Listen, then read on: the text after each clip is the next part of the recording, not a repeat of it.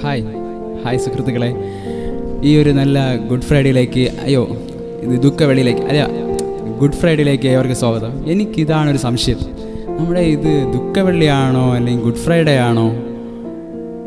നമുക്ക് ബ്രദറിനോട് ചോദിച്ചു നോക്കാം. ലിജോ ബ്രദറെ, ഈ ഗുഡ് ഫ്രൈഡേ ആണോ എന്ന് അല്ലെങ്കിൽ ദുഃഖവെള്ളിയാണോ, എന്താണ് അതിൻ്റെ സത്യാവസ്ഥ? ഓക്കെ, ഇത് എനിക്കും വളരെ പ്രാവശ്യം എനിക്ക് ഡൗട്ട് തോന്നിയിട്ടുണ്ടായിരുന്ന ഒരു കാര്യമാണ്. പക്ഷേ എനിക്ക് പിന്നത്തെ ഇതിലാണ് ഈ ഒരു സത്യം എനിക്ക് മനസ്സിലായത്. അതായത് കർത്താവായ യേശു ക്രിസ്തു കാൽവരി ക്രൂശിൽ മരിച്ച് ആ ദിവസത്തെയാണല്ലോ നമ്മൾ ഇന്ന് ആചരിക്കുന്നത്.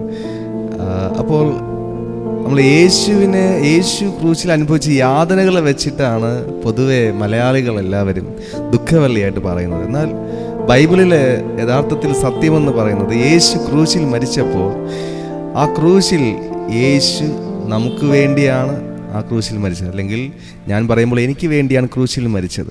എനിക്ക് വേണ്ടി ക്രൂശിൽ മരിച്ചത് കൊണ്ടുള്ള നേട്ടമെന്ന് പറയുന്നത് എൻ്റെ ജീവിതത്തിൽ ഇന്ന് വരെ ഇല്ലാത്ത സന്തോഷം എൻ്റെ ജീവിതത്തിൽ വരുന്നു. എൻ്റെ ജീവിതത്തിൽ ഇന്ന് വരെ കിട്ടാത്ത സമാധാനം എനിക്ക് ലഭിക്കുന്നു. എൻ്റെ രോഗങ്ങൾ സൗഖ്യമാകുന്നു. എൻ്റെ ബലഹീനതകൾ മാറുന്നു.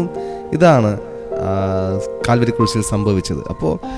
അപ്പോൾ അങ്ങനെ നോക്കുമ്പോൾ എൻ്റെ ജീവിതത്തിൽ വലിയൊരു രൂപാന്തരവും മാറ്റവും യേശു ക്രിസ്തുവിൻ്റെ ക്രൂശിൽ മരണത്തിലൂടെ സംഭവിച്ചത് കൊണ്ട് തീർച്ചയായിട്ടും അതൊരു ഗുഡ് ഫ്രൈഡേ ആണ്. ആ ഒരു നല്ല കാര്യം എൻ്റെ ജീവിതത്തിൽ നടന്നതെന്ന് ബ്രദർ പറഞ്ഞു.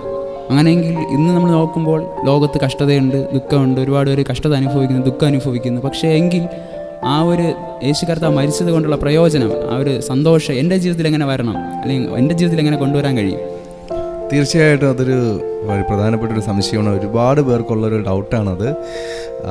തീർച്ചയായിട്ടും നമ്മുടെ ജീവിതത്തിൽ ആ ഒരു സന്തോഷം വരുന്നത് യേശു ക്രൂശിൽ മരിച്ചത് എനിക്ക് വേണ്ടിയാണ് എന്ന് ഞാൻ വിശ്വസിക്കുകയും യേശുവെ എൻ്റെ ഹൃദയത്തിൽ വരണമേ എന്ന് പറഞ്ഞ് ഞാൻ എൻ്റെ യേശുവിനെ ഹൃദയത്തിലേക്ക് സ്വീകരിക്കുകയും ചെയ്യുമ്പോഴാണ് യേശുവിൻ്റെ ഹൃദയത്തിൽ വരുന്നത്. ഞാൻ ഒരു പാപിയാണ്, എൻ്റെ പാപങ്ങൾക്ക് വേണ്ടിയാണ് യേശു ക്രൂശിൽ മരിച്ചതെന്നൊരു വിശ്വാസമാണ് എനിക്ക് വേണ്ടത്. അപ്പോൾ തീർച്ചയായിട്ടും യേശു നമ്മുടെ ഹൃദയത്തിൽ വരും. ഹൃദയത്തിൽ വന്നു കഴിഞ്ഞാൽ തീർച്ചയായിട്ടും നമ്മുടെ ഉള്ളിൽ അടങ്ങാത്ത സന്തോഷവും പ്രത്യാശയും നമ്മുടെ ജീവിതത്തിലുണ്ടാകും. ഇത് എൻ്റെ അനുഭവമാണ്, ഒത്തിരി പേരുടെ അനുഭവമാണ്. അവർക്കെല്ലാം അവരുടെ ജീവിതത്തിൽ യേശു ക്രിസ്തുവിനെ ഇതുപോലെ സ്വീകരിച്ചപ്പോൾ ഇതുവരെ ലഭിക്കാത്ത സന്തോഷവും സമാധാനവും സൗഖ്യവും ഒക്കെ ലഭിച്ചു. തീർച്ചയായിട്ടും അത് എല്ലാവർക്കും കിട്ടുന്ന ഒരു കാര്യമാണ്. ഓക്കെ, അപ്പോൾ ആ ഒരു അനുഭവം നമുക്ക് കേൾക്കാനായിട്ട് കഴിഞ്ഞു. എല്ലാവരുടെ ജീവിതങ്ങളിൽ യേശു കർത്താവ് കടന്നു വരുമ്പോൾ ആ ഒരു സന്തോഷത്തിലേക്ക് കടക്കുവാൻ കഴിയുമെന്നുള്ളത് നമുക്ക് കേൾക്കാനായിത്തീരുന്നു. എൻ്റെ അനുഭവത്തിലും ഇതേ അനുഭവം എനിക്ക് നിങ്ങളോട് ഷെയർ ചെയ്യാനായി കഴിയും. ഒരു കാലത്ത് യേശു കർത്താവ് എനിക്ക് വേണ്ടി മരിച്ചു എന്ന് ചിന്തിക്കാൻ അറിയാതെ അല്ലെങ്കിൽ അറിയില്ലാത്ത ഒരു കാലം എനിക്കുണ്ടായിരുന്നു. പക്ഷേ ഇന്ന് യേശു കർത്താവ് എൻ്റെ ഹൃദയത്തിൽ വന്ന് ഞാൻ അനുഭവിക്കുമ്പോൾ എൻ്റെ ജീവിതത്തിൽ ഞാനൊരു സന്തോഷം അനുഭവിക്കുന്നു. ഇന്ന് ഞാനും ബ്രദർ പറഞ്ഞ സന്തോഷം ഞാനിന്ന് അനുഭവിക്കുന്നു. ആ സന്തോഷത്തിലൂടെ കടന്നു പോകുന്നു. അതുകൊണ്ട് ഇന്നിപ്പോൾ കേൾക്കുന്ന ഓരോരുത്തരുടെ ജീവിതങ്ങളിലേക്ക് യേശു കർത്താവിനെ നിങ്ങളുടെ ഹൃദയങ്ങളിലേക്ക് സ്വീകരിക്കുന്നുവെങ്കിൽ ആ യേശു കർത്താവിൻ്റെ സന്തോഷം നിങ്ങൾ എന്നേക്കുമായി വാഴും. അതൊരിക്കലും ഒരു ഹ്രസ്വകാലത്തേക്കുള്ളതായിട്ടല്ല, അത് ദീർഘകാലം നിലനിൽക്കുന്നതാണ് ആ സന്തോഷം.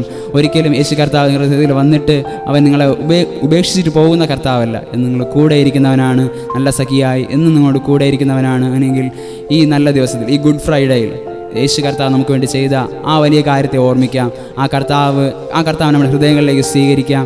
ഒരുമിച്ച് ആ കർത്താവിൻ്റെ സ്നേഹത്തിൽ നമുക്കായിരിക്കാൻ കർത്താവ് നമ്മെ എല്ലാവരെയും സഹായിക്കുമാറാകട്ടെ. God bless you.